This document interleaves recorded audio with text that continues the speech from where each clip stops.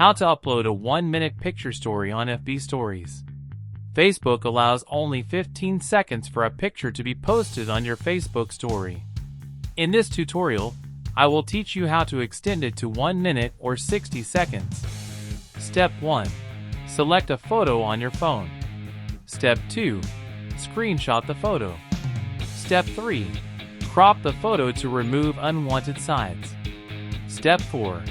Launch the cropped photo and screen record it for 1 minute.